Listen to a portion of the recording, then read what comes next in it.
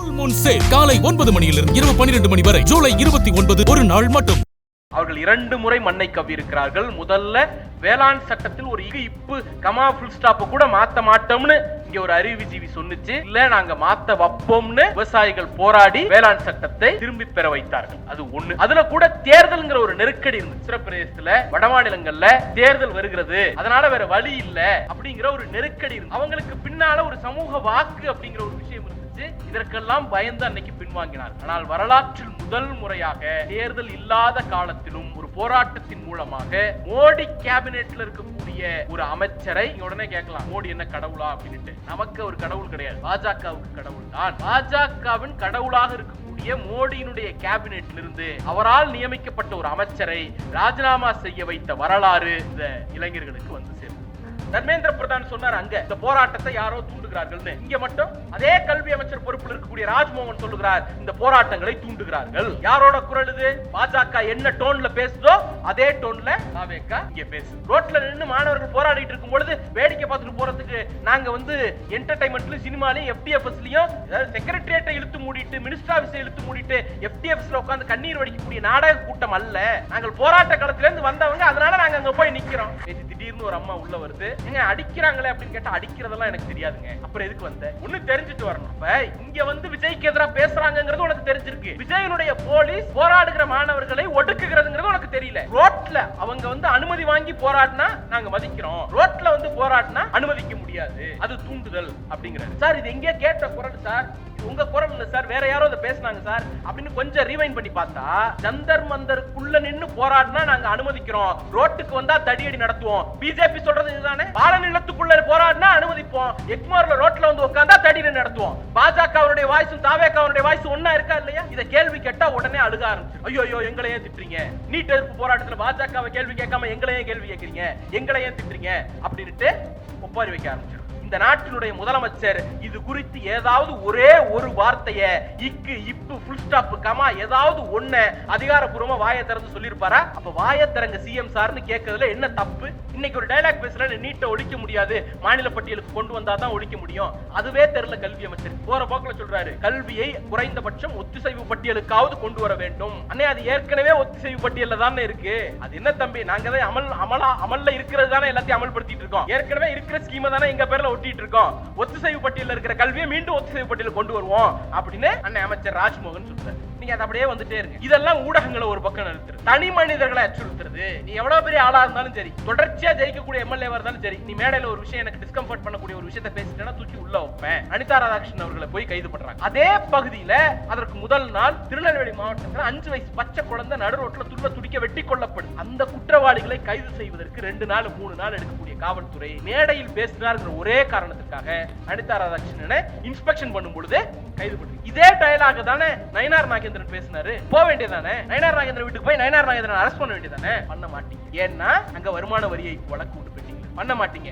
ஏன்னா அங்க சிபிஐ வழக்கு ஒண்ணு பெண்டிங்ல இருக்கு. தெம்பு இருந்தா துணிவு இருந்தா நெஞ்செலும்பு இருந்துச்சுன்னா போய் நயினார் வீட்டு வாசல் நிக்க வேண்டியதானே? நக்கீரன் கோபால் அவர்கள் உள்ளிட்ட மூத்த ஊடகவியலாளர்கள், சமூக செயற்பாட்டாளர்கள், ஜனநாயக சக்திகள் எல்லாம் இந்த ஆவணப்படத்தை வெளியிடுறாங்க. திமுக அரசில் இப்படியான ஆவணப்படம் ஒன்று வெளியிடுவதற்கு சாத்தியம் இருந்தது. இன்னைக்கு தாவேகா ஆட்சியில் வெளியிடப்பட்ட ஆவணப்படத்தை திரையிடுவதற்கு சாத்தியம் இல்லை. இன்னைக்கு ஒரு வார்த்தை சொல்லியிருக்கேன், இந்த கோயில் லேண்ட் 100 கோடி மதிப்புள்ள லேண்ட் இந்த மாதிரி ஆயிருக்கு, பழனி கோயில் அந்த மடத்துக்கு சொந்தமான லேண்ட் அப்படின்றதுக்கு அப்படி ஒரு லேண்ட் இருந்ததே எனக்கு தெரியாது. அசிங்கமா இல்ல? அப்படி ஒரு லேண்ட் இருந்ததே தெரியாதுன்னு சொல்வதற்கு உங்களுக்கு வெக்கமா இல்ல? அப்புறம் என்ன சார் நிர்வாகம் பண்றீங்க? உங்களுடைய இக்னோரன்ஸோ உங்களுடைய அறியாமையோ எக்ஸ்கியூஸ் கிடையாது. ஆட்சி நிர்வாகத்தில் உட்கார்ந்துட்டு எனக்கு தெரியாதுன்னு சொல்வதற்கு முதல்ல கூச்சப்படணும், வெக்கப்படும். இன்னைக்கு ஒரு மகிழ்ச்சியான சூழல்ல தான் இந்த இடத்துல நிக்கிறோம். என்ன மகிழ்ச்சியான சூழல்? கண்டன கூட்டத்தில் மகிழ்ச்சியா அப்படின்னு கேட்கலாம். ஏன் அப்படின்னா, ஒரு செய்தி, ஒரு 10-12 வருடங்களுக்கு பிறகு வரலாற்றில் முதல் முறையாக பிஜேபி வீழ்ந்திருக்கிறது. பிஜேபியை வீழ்த்த முடியும் என்கிற நம்பிக்கையை இந்த நாட்டிற்கு ஒரு கூட்டம் சொல்லியிருக்கிறது. அதனால் மகிழ்ச்சி. 2010 இருந்து 14 இருந்து அக்கௌண்ட் பண்ணக்கூடாது, 2010 இருந்து ஆரம்பிச்சிங்க அப்படின்னா தொடர்ச்சியா பிஜேபிக்கு வந்து ஏறுமுகம் மட்டும்தான். எந்த கோரிக்கைக்கும் செவி மடுக்கிறது கிடையாது, எந்த போராட்டத்தையும் கண்டுகொள்வது கிடையாது. எவ்வளவு பேர் எத்தனை ஆண்டுகள் அந்த டெல்லி பார்டர்ல உட்கார்ந்தாலும் உட்கார்ந்து செத்து போன்னு ஓரமா போவாங்களே தவிர அதை அட்ரஸ் பண்ணணுங்கிற பழக்கமே பாஜகவுக்கு ஒரு நாளும் இருந்தது கிடையாது. அவர்கள் 2 முறை மண்ணை கவ்வி இருக்கிறார்கள். முதல்ல வேளாண் சட்டத்தில் ஒரு இப்பு கமா ஃபுல் ஸ்டாப் கூட மாத்த மாட்டோம்னு இங்க ஒரு அறிவுஜீவி சொன்னுச்சு. இல்ல நாங்க மாத்த வைப்போம்னு விவசாயிகள் போராடி வேளாண் சட்டத்தை திரும்பி பெற வைத்தார்கள். அது ஒண்ணு. அதுல கூட தேர்தல்ங்கிற ஒரு நெருக்கடி இருந்துச்சு. உத்தரப்பிரதேசத்துல வடமாநிலங்கள்ல தேர்தல் வருகிறது, அதனால வேற வழி இல்ல அப்படிங்கிற ஒரு நெருக்கடி இருந்துச்சு. அவங்களுக்கு பின்னால ஒரு சமூக வாக்கு அப்படிங்கிற ஒரு விஷயம் இருந்துச்சு. இதற்கெல்லாம் பயந்து அன்னைக்கு பின்வாங்கினார்கள். ஆனால் வரலாற்றில் முதல் முறையாக தேர்தல் இல்லாத காலத்திலும் ஒரு போராட்டத்தின் மூலமாக மோடி கேபினெட்ல இருக்கக்கூடிய ஒரு அமைச்சரை நீங்க உடனே கேட்கலாம், மோடி என்ன கடவுளா அப்படின்னுட்டு. நமக்கு ஒரு கடவுள் கிடையாது, பாஜகவுக்கு கடவுள் தான். பாஜகவின் கடவுளாக இருக்கக்கூடிய மோடியினுடைய கேபினெட்ல இருந்து அவரால் நியமிக்கப்பட்ட ஒரு அமைச்சரை ராஜினாமா செய்ய வைத்த வரலாறு இந்த இளைஞர்களுக்கு வந்து சேர்ந்திருக்கிறது. அந்த நாளில் நாம இங்க நின்றுட்டு இருக்கோம். சோ ஃபர்ஸ்ட் டைம் அவங்க அஃபென்ஸ் மோட்ல இருந்து டிஃபென்ஸ் மோடுக்கு போயிருக்காங்க. நீங்க எந்த போராட்டம் நடந்தாலும் அவங்க சில உத்திகளை கையாளுவாங்க. முதல்ல என்ன பண்ணுவாங்கன்னா தூண்டுறாங்க, இந்த போராட்டத்தை யாரோ தூண்டுகிறார்கள் அப்படிங்கிறது. இப்ப தூண்டுறாங்க அப்படின்னு சொல்லிட்டா சமூகத்துல ஒரு பகுதி அந்த போராட்டத்துக்கு ஆதரவு தெரிவிக்காது, தனியா போயிடுதா? அந்த போராட்டத்தை நீங்க ஐசோலேட் பண்ணிடுறீங்களா? அடுத்தது இவர்கள் இன்னார், இந்த அமைப்பை சேர்ந்தவங்க தேச விரோதிகள் அப்படின்னு டேக் பண்றது. டேக் பண்ணிட்டா இன்னொரு பொதுமக்கள் தரப்பு அப்படியே நமக்கு எதுக்குடா வம்பு அப்படின்ட்டு வெளில போயிடுவாங்களா? 2 தரப்பு வெளில போயிடுதா? அடுத்து என்ன பண்றதுன்னா போராட்டக்காரர்களை ஆன்லைன்லயும் ஆஃப்லைன்லயும் புள்ளி பண்றது. ரொம்ப அசிங்கமா கொச்சையா பார்க்க முடியாத கேட்க முடியாத வார்த்தைகளை வச்சு இணைய கூலிப்படைகளை வச்சு பெரிய பெரிய இண்டஸ்ட்ரி மாதிரியான இணைய கூலிப்படைகளை வச்சு அசிங்கப்படுத்துறது. அப்ப என்ன பண்ணுவாங்க, போராட வரக்கூடியவர்கள்ல அனுபவம் இல்லாதவர்கள், அரசியல் பின்புலம் இல்லாதவர்கள் நமக்கு எதுக்குடா வம்பு அப்படின்ட்டு கொஞ்சம் ஒதுங்கி போயிடுவாங்க. அடுத்து மிரட்டுறது, இது அடுத்த ஸ்டேஜ். வழக்கு போட்டுருவேன், தடியடி நடத்துவேன், அப்படின்னு மிரட்டுறது. அப்ப அதுல ஒரு செக்ஷன் வெளில போயிடும். எல்லாம் தாண்டி அந்த போராட்டத்தை சீர்குலைக்கிறதுக்கு அவன்ல இருந்து 2 பேரை உள்ள அனுப்புறது, உள்ள அனுப்பி ஊடுருவி போராட்டத்தை சீர்குலைக்க முயற்சி பண்றது. அந்த அட்டம் டு ஃபெயிலியர் அப்படின்னா கடைசியா வன்முறையை பிரயோகப்படுத்துறது. தீவிரவாதிகள் மீது என்னென்ன ஆயுதங்களை எல்லாம் பயன்படுத்த முடியுமோ எல்லா ஆயுதங்களையும் போராடக்கூடிய போராட்டக்காரர்கள் மீது பயன்படுத்துவது. இப்படித்தான் எல்லா போராட்டங்களையும் பாஜக ஒடுக்கி இருக்கிறது. விவசாயிகள் போராடினா பஞ்சாப்ல இருந்து வராங்க, ஆம் ஆத்மி தூண்டுச்சு, காங்கிரஸ் தூண்டுச்சு, காலிஸ்தான் தீவிரவாதிகள்னு சொல்லு, பாதி பேர் போக மாட்டேன், அப்படியே நடந்துரும். சிஏஏக்கு எதிராக இஸ்லாமியர்கள் போராடுறாங்களா, இஸ்லாமியர்கள்ங்கிற பேரே போதும், அதை வச்சே இவங்க டேக் பண்ணி இந்த போராட்டத்துக்கு ஒரு நோக்கம் கற்பிச்சு போராட்டத்தை காலி பண்ணிடுறது. தொழிலாளர்கள் போராடுறாங்களா, கம்யூனிஸ்ட்காரர் தூண்டுறாங்க, அர்பன் நக்சல்ஸ் அப்படின்னு சொல்லி. கருத்துரிமை கேட்கறாங்களா, மொழியுரிமை கேட்கறாங்களா, திராவிட இயக்கத்தோட குரல் திமுக தூண்டுச்சு, திக தூண்டுச்சு அப்படின்னு சொல்லு. இப்படி டேக் பண்ணி இந்த நாட்டில் எல்லா போராட்டங்களையும் ஒடுக்கியவர்களால் முதல் முறையாக எந்த டேகும் கொடுக்க முடியாமல் திணறடித்த போராட்டம் இன்றைக்கு இளைஞர்களால் சாத்தியப்படுத்தப்பட்டு பிஜேபி ஒரு அடியை வாங்கி. அப்ப பிஜேபியால செய்ய முடியல, பிஜேபியால செய்ய முடியாது, என்னால செய்ய முடியும்னு இங்க அந்த எல்லா உத்திகளையும் தாவேகா கையில் எடுத்திருக்கிறது. நீங்க அப்படியே யோசிச்சு பாருங்க. தூண்டுறாங்க, யார் சொன்னது? தர்மேந்திர பிரதான் சொன்னார் அங்க இந்த போராட்டத்தை யாரோ தூண்டுகிறார்கள்னு. இங்க மட்டும் அதே கல்வி அமைச்சர் பொறுப்பில் இருக்கக்கூடிய ராஜ்மோகன் சொல்லுகிறார் இந்த போராட்டங்களை தூண்டுகிறார்கள். யாரோட குரல் இது? பாஜக என்ன டோன்ல பேசுதோ அதே டோன்ல தாவேகா இங்க பேசுது. அடுத்து என்ன பண்றது? டேக் பண்றது. இவங்க எல்லாம் திமுக காரங்க, திமுக போய் ஆதரவு தெரிவிச்சிச்சு. ரோட்ல நின்று மாணவர்கள் போராடிட்டு இருக்கும் பொழுது வேடிக்கை பார்த்துட்டு போறதுக்கு நாங்க என்டர்டைன்மெண்ட்லயும் சினிமாலையும் எஃப்டிஎஃப்எஸ்லயும் செக்ரட்டரியேட்டை இழுத்து மூடிட்டு, மினிஸ்டர் ஆபீஸை இழுத்து மூடிட்டு எஃப்டிஎஃப்எஸ்ல உட்கார்ந்து கண்ணீர் வடிக்கக்கூடிய நாடக கூட்டம் அல்ல. நாங்கள் போராட்ட களத்துல இருந்து வந்தவங்க, அதனால நாங்க அங்க போய் நிக்கிறோம். உடனே இந்த பார் இது திமுக இதெல்லாம் கூட பரவாயில்ல. தமிழ்நாட்டில் உறுப்பு மாற்று அறுவை சிகிச்சை அப்படிங்கிற சிகிச்சைக்கு முன்னோடியான ஒரு பேராசிரியர், மருத்துவர், மாநில திட்டக்குழுவினுடைய உறுப்பினராக இருந்தவர். அவர் அந்த போராட்டத்தில் நின்று பேசுறாரு. 70 வயசுக்கு மேல இருக்கும். அவருக்கு அவசியமே கிடையாது, அவரு டாக்டர், அவர் புள்ள டாக்டர், பேர புள்ளை டாக்டர் ஆக்கிறதுக்கான எல்லா வசதியும் வாய்ப்பும் அவருக்கு இருக்கு. ரோட்ல நிக்கணும்னு எந்த அவசியமும் கிடையாது. அவரு அந்த போராட்டத்தில் ஓரமா உட்கார்ந்துருக்காரு. எதுக்கு? என்ன அவசியம்?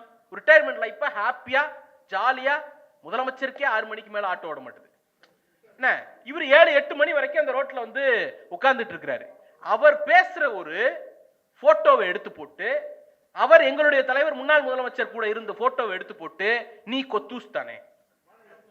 யாரு இந்த நாட்டுல உறுப்பு மாற்று அறுவை சிகிச்சைக்கு முன்னோடியான சட்டங்களை வடிவமைத்தவர்கள் ஒருத்தர், அவரை பார்த்து நீ கொத்தூஸ் தானே அடையாளப்படுத்துறது, டேக் பண்றது. அப்ப அவர் வாய்ஸ் யாரும் கேட்க மாட்டாங்கல்ல, அது திமுக வாய்ஸ்னு போயிடுது இல்ல. இந்த மாதிரி டேக் பண்ணி முறியடிக்கிறது இது யாருடைய உத்தினா பிஜேபியோட உத்தி. அதே உத்திய இங்க நடக்கும். ஆன்லைன் புல்லிங் நீங்க எங்க வேணா போய் பாருங்க. போராட்டக்காரர்களுடைய படங்களை எடுத்து எவ்வளவு அபியூசிவான ஸ்டேட்மெண்ட்ஸை, எவ்வளவு அபியூசிவான கமெண்ட்ஸை, மிரட்டலை ஆன்லைன்ல தாவேகாவினுடைய இளைய கூலிப்படை செஞ்சிட்டு இருக்குங்கிறது இன்னைக்கு எடுத்து பாத்தீங்கன்னா தெரியும். யாரோட பேட்டர்ன்? பிஜேபியோட பேட்டர்ன்.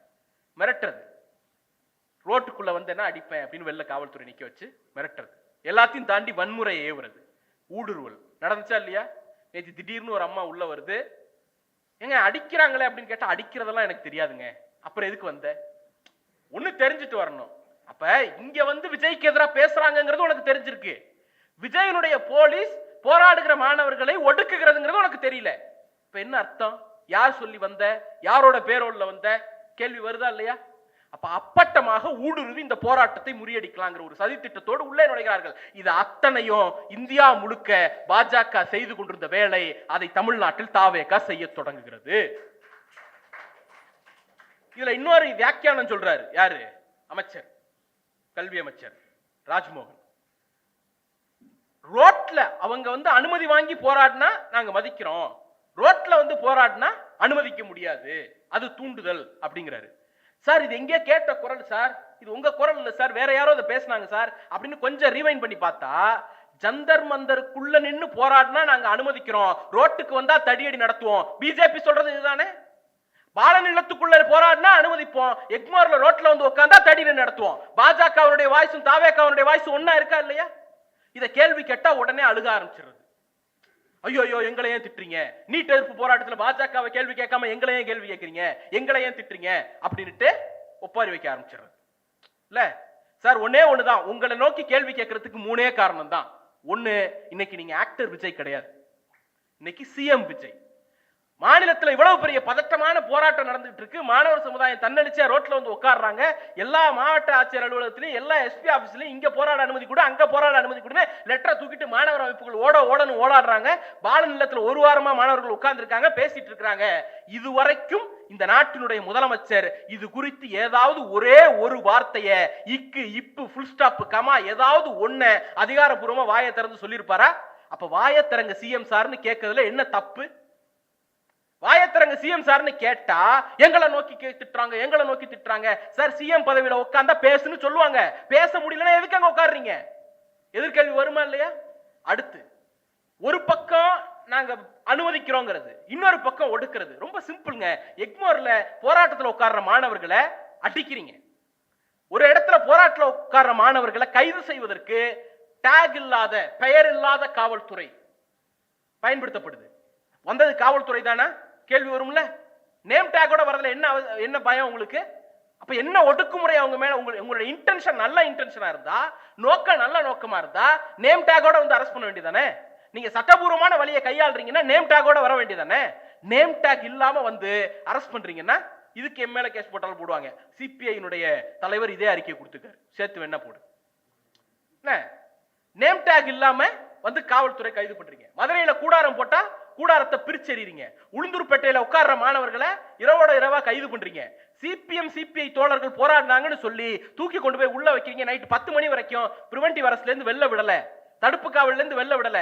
சிபிஐஎம் மாநில செயலாளர் தோழர் சண்முகம் அவர்கள் ரோட்ல உட்கார்ந்து போராடுறாரு. அவரால் தான் இந்த ஆட்சி அமைஞ்சது. அவர் ரோட்ல உட்கார்ந்து போராடிட்டு இருக்காரு இல்லையா? இதெல்லாம் கூட பரவாயில்ல.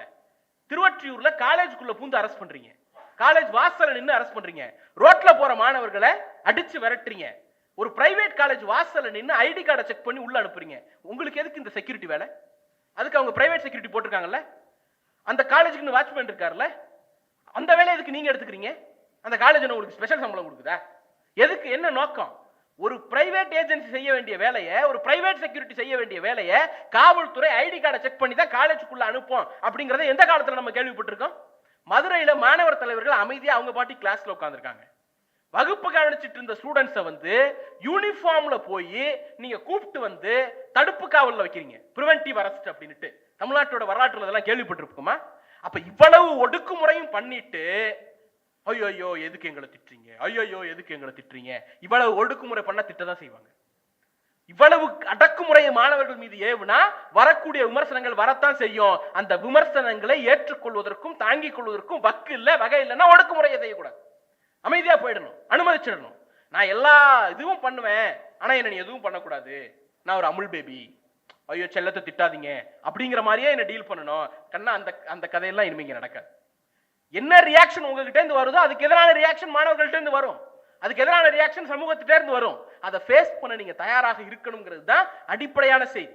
இதுல என்ன முக்கியமான ஒரு விஷயம்னா, பாலன் இல்லம் போராட்டத்துக்கு நாங்க அனுமதி கொடுத்துட்டோம், நாங்க தான் அனுமதி கொடுத்துட்டோமே, நாங்க தான் அனுமதிச்சிட்டோமே, நாங்க தான் போராட்டத்தை லெட் இட் கோன்னு விட்டுட்டோமே அப்படின்னு இணைய கூலிப்படையை வச்சு சொல்றது.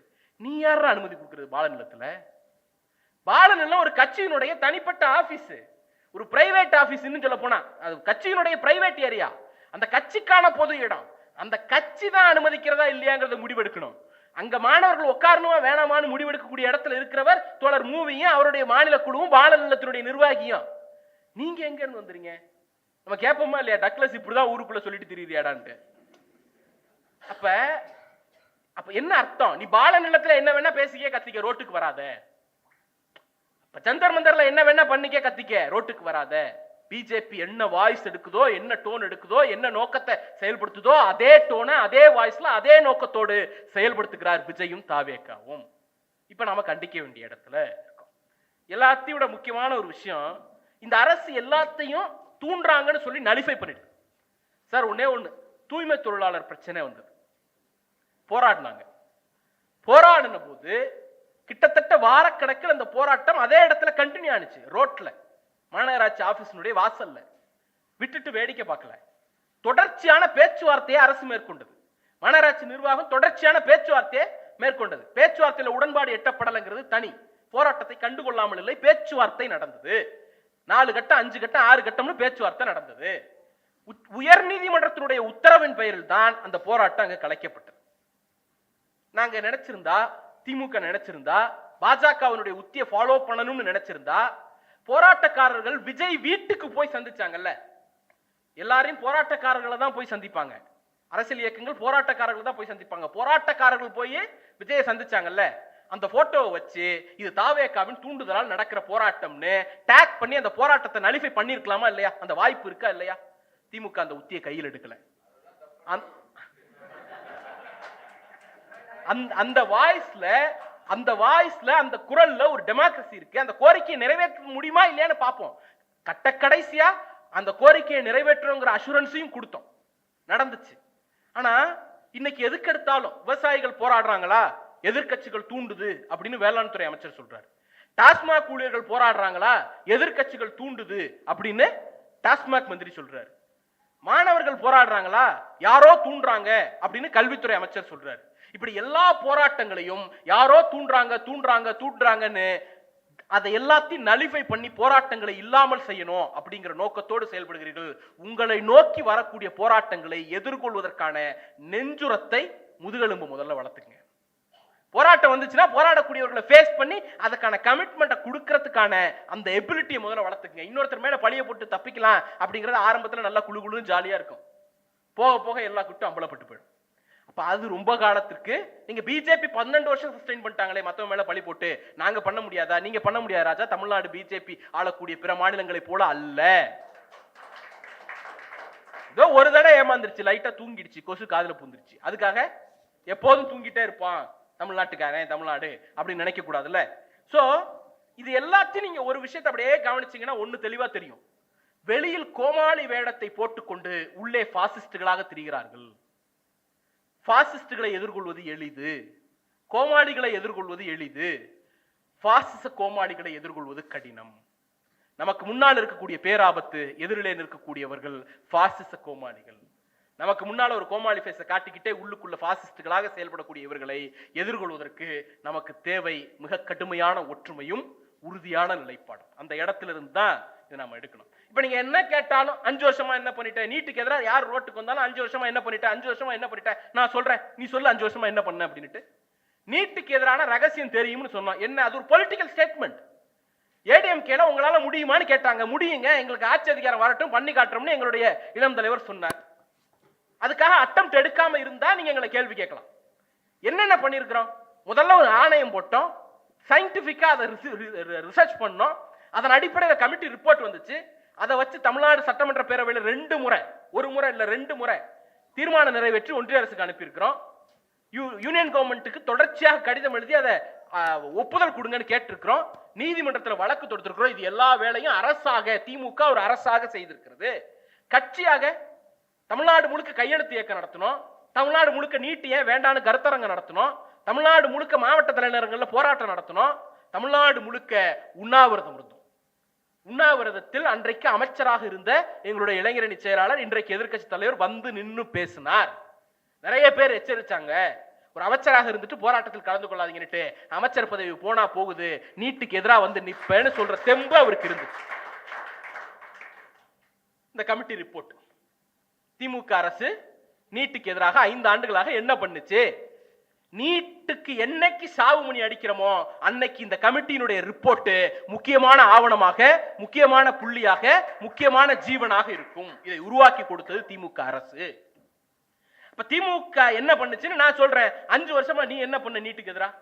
இன்னைக்கு ஒரு டயலாக் பேசுற, நீட்டை ஒழிக்க முடியாது, மாநில பட்டியலுக்கு கொண்டு வந்தாதான் ஒழிக்க முடியும். அதுவே தெரியல கல்வி அமைச்சருக்கு. போற போக்குல சொல்றாரு, கல்வியை குறைந்தபட்சம் ஒத்திசைவு பட்டியலுக்காவது கொண்டு வர வேண்டும். அண்ணே, அது ஏற்கனவே ஒத்திசைவு பட்டியல்ல தானே இருக்கு. அது என்ன தம்பி, நாங்க தான் அமல்ல இருக்கிறது தானே எல்லாத்தையும் அமல்படுத்திட்டு இருக்கோம். ஏற்கனவே இருக்கிற ஸ்கீமை தானே எங்க பேர்ல ஒட்டிட்டு இருக்கோம். ஒத்திசைவு பட்டியல்ல இருக்கிற கல்வியை மீண்டும் ஒத்திசைவு பட்டியலுக்கு கொண்டு வருவோம் அப்படின்னு அண்ணன் அமைச்சர் ராஜ்மோகன் சொல்றாரு. கல்வியை மாநில பட்டியலுக்கு கொண்டு வரணும் அப்படிங்கிறீங்களா சார்? இதுவரைக்கும் அதன் பொருட்டு என்ன செஞ்சீங்க? தமிழ்நாடு சட்டமன்றத்தில் ஏதாவது ஒரு தீர்மானம் கொண்டு வந்திருக்கீங்களா? உங்க கட்சியில ஏதாவது தீர்மானம் போட்டு அதை நிறைவேற்றி அனுப்பி இருக்கிறீங்களா? ஒரு வழக்கு போட்டிருக்கீங்களா? சார், கல்வியை மாநில பட்டியலுக்கு கொண்டு வரணுங்கிற அந்த நோக்கத்துக்காகவும் வழக்கு நடத்தினது ஒரு திமுக எம்எல்ஏ தான். ஆயிரம்விளக்கு சட்டப்பேரவை தொகுதி எம்எல்ஏ டாக்டர் எழிலன் தான் கல்வியை மாநில பட்டியலுக்கு கொண்டு வரணும்னு வழக்கு போட்டார். இந்த வழக்கு இன்னமும் நிலுவையில் இருக்கு. நீங்க என்ன பண்ணீங்க? இல்ல தாவேக்கா ஒரு பார்ட்டியா அதுல இம்ப்ளீட் ஆயிருக்கும் சொல்ல முடியுமா? உங்க நோக்கம் மாநில பட்டியலுக்கு கொண்டு வரணும் தானே. அந்த மாநில பட்டியலுக்கு கொண்டு வருவதற்காக இதுவரைக்கும் என்ன டேஷ கிழிச்சிங்க?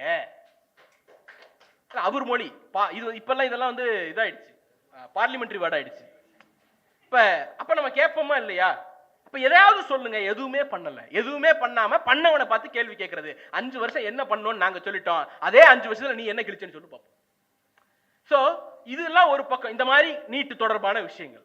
இன்னொன்னு, ஊடகங்களை அச்சுறுத்துவது. என்ன மாதிரி அச்சுறுத்துறது சார்? 2 விஷயம். ஊடகங்களுடைய நம்பகத்தன்மையை குவெஸ்டின் பண்றது. திமுக பத்தி, அதிமுக பத்தி, பிஜேபி பத்தி, இல்ல XYZ பத்தி, பாமக, நாம் தமிழர் யாரை பத்தி ஒரு நியூஸ் போட்டாலும் அதனுடைய நம்பகத்தன்மையை குவெஸ்டின் பண்றது. ஒரு பக்கம் ஊடகங்கள்லாம் விலை போயிடுச்சு அப்படின்னு ஒரு நரேட்டிவ் செட் பண்ணிக்கிட்டு, இன்னொரு பக்கம் ஊடக அதிபர்கள் எல்லாம் கூப்பிட்டு ஒவ்வொரு நாளும் ஒவ்வொருத்தரையா மீட் பண்றது. நடக்குதா இல்லையா சார்? ரொம்ப சிம்பிளுங்க. எந்த ஊடகத்துல தாவேக்காவுக்கு எதிராக ஒரு செய்தி வந்தாலும் கீழே வந்து திமுக 200 ரூபா, ஒத்தூஸ், அடிமை, XYZ இதெல்லாம் போடுறல்ல. 2 நியூஸை சொல்றேன். ஒரு பத்திரிகை எழுதுறாங்க, காட்சி ஊடகம், digital wing, main stream media ஒன்று எழுதுது. திமுக ஆட்சியில் போக்குவரத்து நெரிசல், மக்கள் அவதின்னு எழுதின அதே காடை இன்னைக்கு அணிவகுத்து நிற்கும் வாகனங்கள், மிலிட்டரி பரேட் நடக்குது, அணிவகுத்து நிற்கும் வாகனங்கள் அப்படின்னு எழுதுறான். அதுக்கு கீழே வந்துட்டு இது திமுக கொத்தடிமை ஊடகம்னு இவன் எழுதுறான். சார், சட்டமன்றத்தில் ஸ்பெஷல் பவர்ஸ் நிறைய இருக்கு. ஒரு சட்டப்பேரவை உறுப்பினருடைய செயலை நாம கோமாளித்தனமா சித்தரிச்சோம் அப்படின்னா நம்ம மேல உரிமை மீறல் நடவடிக்கை எடுக்கலாம். சபைக்கு உங்களுக்கு எனக்கு சம்பந்தம் இல்லாம இருக்கலாம். சபையில கூப்பிட்டு வச்சு நமக்கு சிறை தண்டனை கொடுக்கக்கூடிய அளவிற்கு அவைத்தலைவருக்கு பவர் இருக்கு. அந்த அனுபவம் முரசொலியுடைய ஆசிரியர் ஐயா முரசொலி செல்வத்தை வந்து சிறை கூண்டுல ஏத்தின வரலாறுலாம் உண்டு. ஆனா ஒரு பத்திரிகை எழுதுது, 2 முன்னாள் அமைச்சர்கள் விஜய் பேசுகிறதுக்கு முன்னால பாயிண்ட் ஆஃப் ஆர்டர் கேட்டு எழுதிருக்கிறாங்க. அந்த போட்டோவை எடுத்து போட்டு அந்த 2 பேர் பேரை குறிப்பிட்டு திமுக எம்எல்ஏக்கள் கதறல் அப்படின்னு எழுது. அந்த பத்திரிகையை என்ன சொல்றான்? கொத்தடிமை ஊடகம் சொல்றான். அப்ப ஒரு பக்கம் அந்த ஊடகங்களை டேக் பண்ணி அதுல வரக்கூடிய ஆன்டி டிவிகே நியூஸஸ் எடுபடாம போயிடும். அப்ப மக்கள் என்ன நினைப்பாங்கப்பா, அது திமுக ஃபேவரான ஊடகம், அது டிவிகேக்கு எதிராக தான் பேசும் அப்படிங்கிற ஒரு நரேட்டிவை செட் பண்ணிடுறது. இன்னொரு பக்கம் தனக்கு வேண்டப்பட்ட எல்லாத்தையும் அதுக்குள்ள அது வழியாவே செஞ்சுக்கிறது. இது பாஜகவே செய்ய முடியாத இடம், பாஜகவை விட கிரிமினல்களாக இவர்கள் இருக்கிறார்கள். சார் ஒன்னே ஒண்ணு என்னைக்காவது யோசிச்சு பாருங்க, திமுக கூட்டம் நடத்துது, அதிமுக கூட்டம் நடத்துது, நாம் தமிழர் கூட்டம் நடத்துது, எல்லாரும் நடத்துறோம், அதை நியூஸ் கவர் பண்றீங்க. எந்த ஊடகமாவது நாங்க வந்து ஓடி வருகிறான் உதயசூரியன் பாட்டு போட்டு கூட்டம் நடத்துறோம், அந்த பாட்டோடயா நீங்க நியூஸை பப்ளிஷ் பண்றீங்க, வீடியோ பப்ளிஷ் பண்றீங்க? பூமி உள்ளவரை எங்க அம்மா புகழை நிலைத்திருக்கும் அப்படின்ட்டு அதிமுக பாட்டு போடுறான், அந்த பாட்டோடயா நியூஸை பப்ளிஷ் பண்றீங்க, செய்தி எடுக்கிறீங்க? தாவேக்காவுக்கு மட்டும் ஏன் சார் அந்த கட்சியினுடைய பீஜியத்தோட அந்த கட்சியினுடைய பாடலோட நியூஸ் பப்ளிஷ் பண்றீங்க? அது என்ன ஆடா? ஆடுனா குறிப்பிட வேண்டியதானே. ஆனா அந்த ஊடகத்தை இவங்க என்ன சொல்றாங்க, திமுகவுக்கு அடிமை சேவகம் செய்யுது அப்படின்னு சொல்லிட்டு ஆன்டி டிவிகே நியூஸ் எடுபடாது, டிவிகேக்கு ஃபேவரான நியூஸை மட்டும் எடுபட வைக்கிறது. இந்த மாதிரியான ஒரு உத்தியை இவர்கள் தொடர்ச்சியாக செய்கிறார்கள். இன்னொரு முக்கியமான விஷயம், இவங்க தகவல் மூலமாக ஆட்சி நடத்துகிறார். எதுவுமே கன்ஃபர்ம்டு நியூஸ் கிடையாது, அபிஷியல் நியூஸ் கிடையாது, எல்லாம் தகவல். முதலமைச்சர் ஆகஸ்ட் மாசம் கர்நாடகாவுக்கு போய் டி.கே. சிவகுமாரை சந்திக்கிறாரா? தகவல் தான், செய்தி கிடையாது, அறிக்கை கிடையாது. 2 அமைச்சர்கள் ஃபாரின் போறாங்களா? தகவல் தான், அறிக்கை கிடையாது, செய்தி கிடையாது. எல்லாம் வேண்டாம்.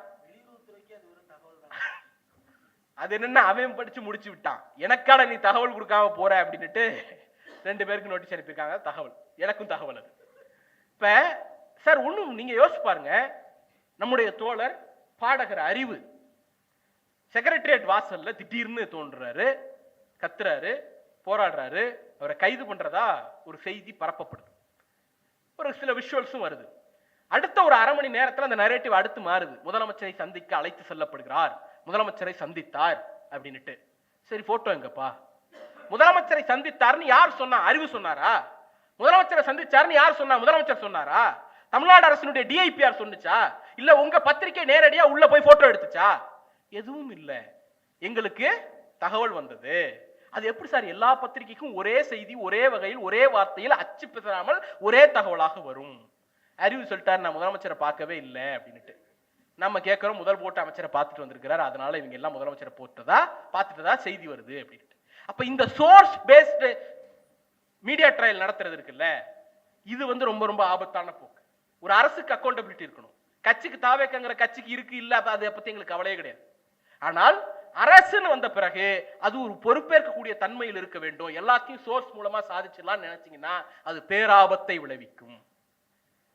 நீங்க அதை அப்படியே வந்துட்டே இருங்க. இதெல்லாம் ஊடகங்களை ஒரு பக்கம் நிறுத்துறது, தனி மனிதர்களை அச்சுறுத்துறது. நீ எவ்வளவு பெரிய ஆளா இருந்தாலும் சரி, தொடர்ச்சியா ஜெயிக்கக்கூடிய எம்எல்ஏவா இருந்தாலும் சரி, நீ மேடையில ஒரு விஷயம் எனக்கு டிஸ்கம்ஃபர்ட் பண்ணக்கூடிய ஒரு விஷயத்தை பேசிட்டேன்னா தூக்கி உள்ள வைப்பேன் அப்படின்னுட்டு அனிதா ராதாகிருஷ்ணன் அவர்களை போய் கைது பண்றாங்க. அதே பகுதியில அதற்கு முதல் நாள் திருநெல்வேலி மாவட்டத்தில் 5 வயசு பச்சை குழந்தை நடு ரோட்ல துள்ள துடிக்க வெட்டி கொல்லப்படுது. அந்த குற்றவாளிகளை கைது செய்வதற்கு 2 நாள் 3 நாள் எடுக்கக்கூடிய காவல்துறை மேடையில் பேசுறாருங்கிற ஒரே காரணத்திற்காக அனிதா ராதாகிருஷ்ணனை இன்ஸ்பெக்ஷன் பண்ணும் பொழுது கைது பண்றீங்க. இதே டயலாக் தானே நயினார் நாகேந்திரன் பேசினாரு. போக வேண்டியதானே, நயினார் நாகேந்திரன் வீட்டுக்கு போய் நயினார் நாகேந்திரன் அரெஸ்ட் பண்ண வேண்டியதானே? பண்ண மாட்டீங்க. ஏன்னா அங்க வருமான வரி ஏய்ப்பு வழக்கு ஒண்ணு பெண்டிங்ல இருக்கு. பண்ண மாட்டீங்க, ஏன்னா அங்க சிபிஐ வழக்கு ஒண்ணு பெண்டிங்ல இருக்கு. தெம்பு இருந்தா, துணிவு இருந்தா, நெஞ்செலும்பு இருந்துச்சுன்னா போய் நயினார் வீட்டு வாசல் நிக்க வேண்டியதானே? செய்ய மாட்டீங்க. எம்எல்ஏ மார்கண்டேயன் அவர்கள் கைது செய்யப்படுறார். அவர் பேசினதை நீங்க வந்து ஒரு வன்முறையை தூண்டியது, முதலமைச்சர் மீது கொலைவரி தொடர்பாக ஒரு மிரட்டல் விடுத்தது அப்படின்லாம் ஃப்ரேம் பண்றீங்க.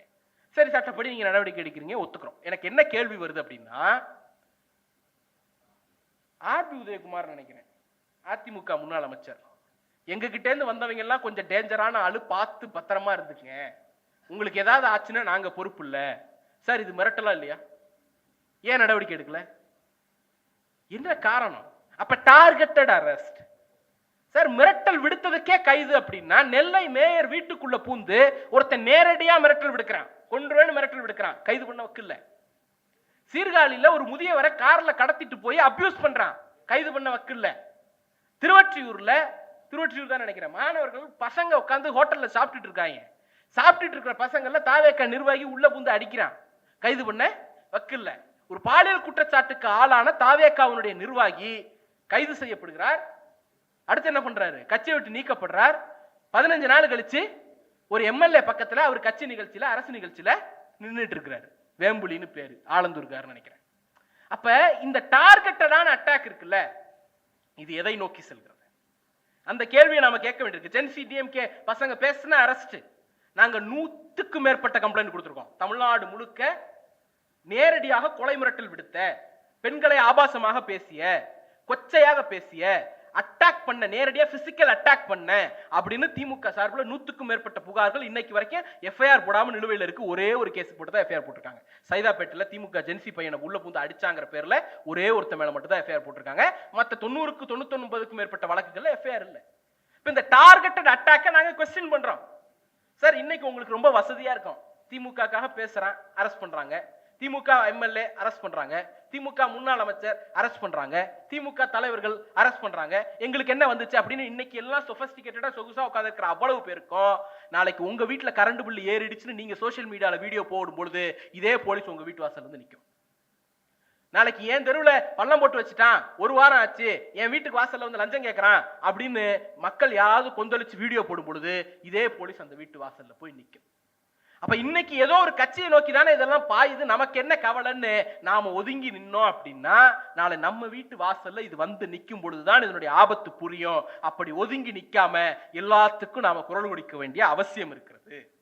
எல்லாம் ஒரு முக்கியமான விஷயம். இன்னைக்கு இது 2வது விஷயமா இதுல நம்ம பேசுறது ஒரு 5 நிமிடங்களுக்குள்ள என்ன பேசுறோம்? ஆவணப்பட விஷயம் பேசுறோம். அறநிலையத்துறை திருப்பரங்குன்றம்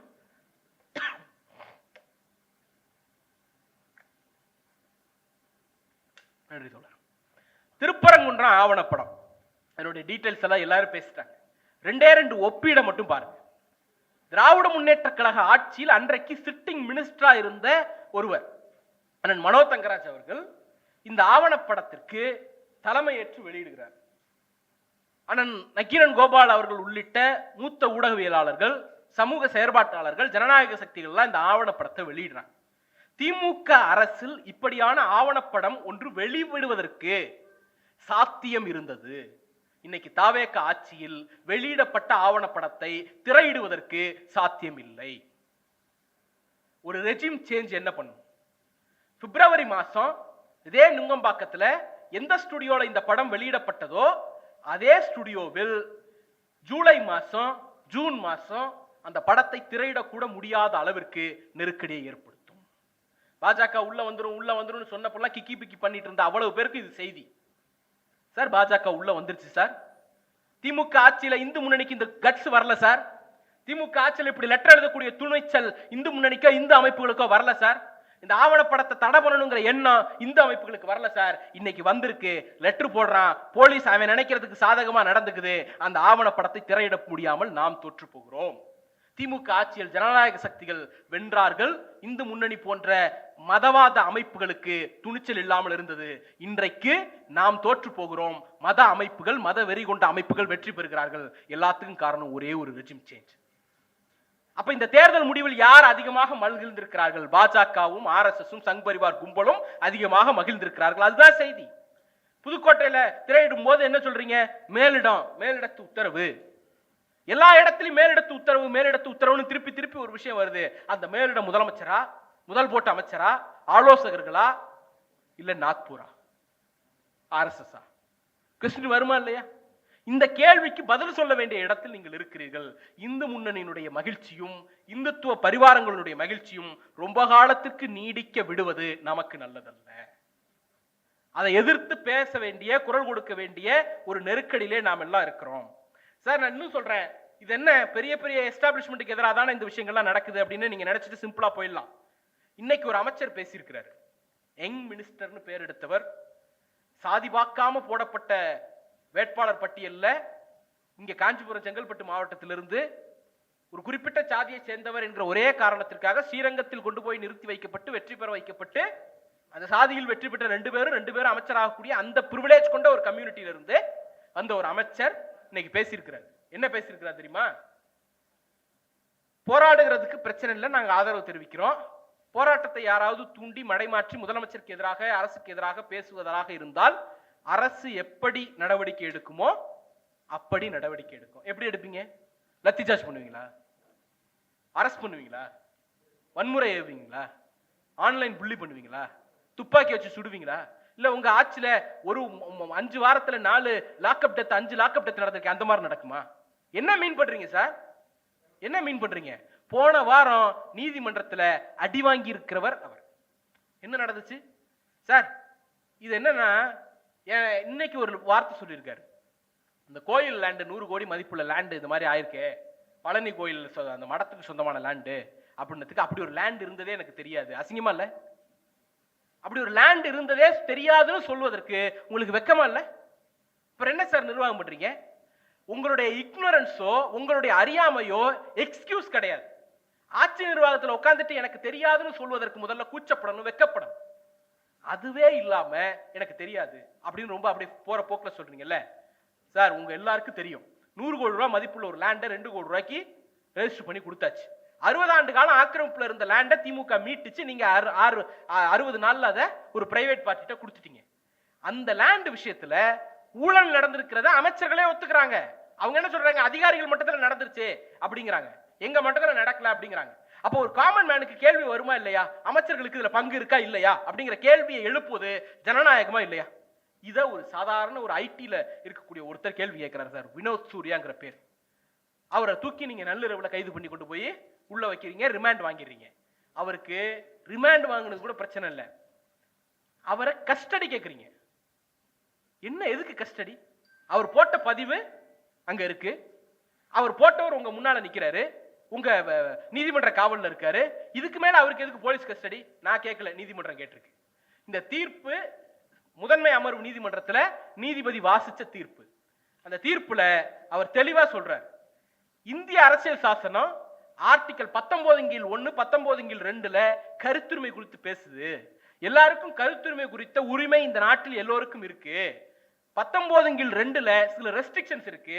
இறையாண்மைக்கு எதிராக, ஒருமைப்பாட்டுக்கு எதிராக, தேச பாதுகாப்புக்கு எதிராக, அந்நிய நாட்டின் உறவுகளை பாதிப்பதற்கு எதிராக, பொது அமைதிக்கு குந்தகம் விளைவிக்கும் வகையில், நீதிமன்றத்திற்கு அவமதிப்பு ஏற்படுத்துகிற வகையில் பேசினால் மட்டும்தான் நீங்க நடவடிக்கை எடுக்கணும் அப்படின்னு இருக்கு. இந்த வினோத் சூர்யா என்கிறவர் போட்ட இந்த பதிவில் ஆர்டிகல் 19(1) and 19(2) எதிராக எந்த இடத்தில் இருக்கிறது? கேட்டது சூர்யா கிருஷ்ணமூர்த்தி இல்ல, திமுக அட்வொகேட் இல்ல, நீதிபதி கேட்டிருக்கிறார். வக்கு இருந்துச்சுன்னா, வகை இருந்துச்சுன்னா நீதிபதி சொல்ல வேண்டியதானே, இந்த இடத்துல இது ப்ரொவோக் பண்ணுது இத அப்படின்னுட்டு. அவர் போட்டது சாதாரண கேள்விங்க, 100 கோடி ரூபாய் லேண்ட் ஊழல் நடந்திருக்கே, அமைச்சருக்கு தொடர்பு இருக்கான்னு கேள்வி கேட்கிறாரு. இந்த கேள்விக்கு என்ன செக்ஷன் தெரியுமா போடுறாங்க? BNS 192 கலவரத்தை தூண்டுதல், BNS 353(1) பொது அமைதிக்கு குந்தகம் விளைவித்தல், BNS 353 2 சமூகங்களுக்கு எதிராக வெறுப்புணர்வை தூண்டி சமூக பதட்டத்தை உருவாக்குதல்.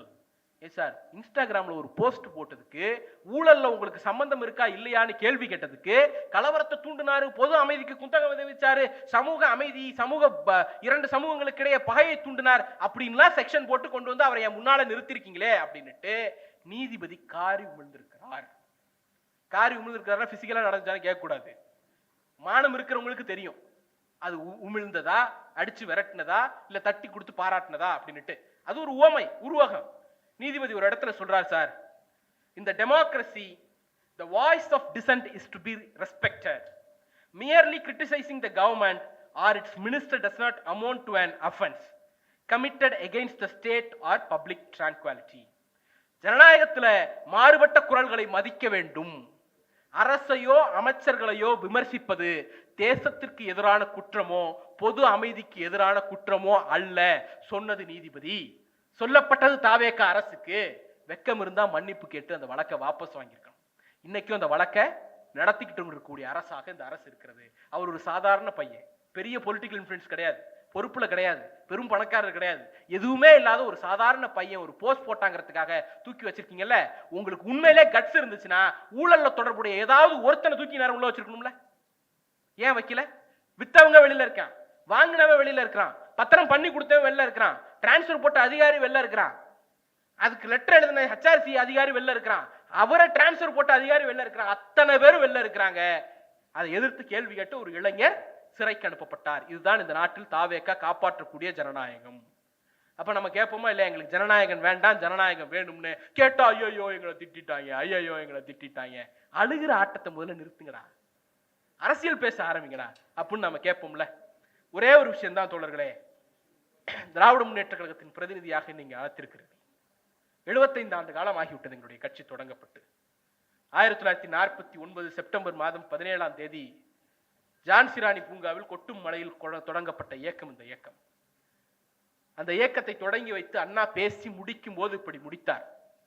என்ன சொல்லி முடிச்சார் அப்படின்னா, முக்கியமாக முதல் வேளையாக எழுத்துரிமை பேச்சுரிமை எதையும் அடக்கும் சர்க்காரின் போக்கை எதிர்த்து போரிடுவதற்காக திமுக முன்னணி படை அமைய வேண்டும்.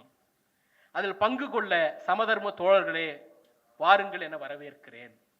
கம்யூனிஸ்ட் தோழர்களே ஒத்துழையுங்கள் என்று கேட்டுக்கொள்கிறேன். பேச்சுரிமையை பறிக்காதே, எழுத்துரிமையை தடுக்காதே என்று கோருகிறோம். அதற்காக போரிடுவோம். தந்தை பெரியார் அவர்களே, நீங்கள் அளித்த பயிற்சி பாசறையில் பக்குவம் பெற்ற நாங்கள் உங்கள் வழியே சர்க்காரை எதிர்த்து சிறை செல்லத்தான் போகிறோம். கட்சியை தொடங்கி இருக்கக்கூடிய முதல் நாளிலேயே இதுதான் அண்ணா இந்த நாட்டுக்கு கட்சியை தொடங்கி வைத்து முதலில் சொன்ன செய்தி. 75 வருஷம் ஆட்சியில இருந்து 75 வருஷம் ஆட்சி கட்சி ஆரம்பிச்சு ஆட்சியில இருந்திருக்கிறோம், எதிரில் இருந்திருக்கிறோம். ஆனால் எங்களுக்கு அண்ணா முதல்ல கொடுத்த டாஸ்க் கருத்துரிமைக்கும் எழுத்துரிமைக்கும் பேச்சுரிமைக்காகவும் களத்தை அமைத்து போராடு என்பதுதான் இந்த இயக்கத்திற்கும் இந்த கட்சிக்கும் அண்ணா ஃபர்ஸ்ட் கொடுத்த டாஸ்க். அந்த உரையில் நாம் அத்தனை பேருக்கும் செய்தி இருக்கிறது. திமுகவிற்கு, இடதுசாரி தோழர்களுக்கு, ஜனநாயக சக்திகளுக்கு, ஊடக தோழர்களுக்கு அவ்வளவு பேருக்கும் அந்த உரையில் செய்தி இருக்கிறது. கெடுவாய்ப்பாக அதை மீண்டும் ஒரு முறை படித்து பார்த்து செயல்பட வேண்டிய ஒரு நெருக்கடியை காலம் நமக்கு கொடுத்திருக்கிறது. ஒன்றுபட்டு செயல்படுவோம். இந்த ஊழி காலத்தை வென்றெடுப்போம். நன்றி, வணக்கம்.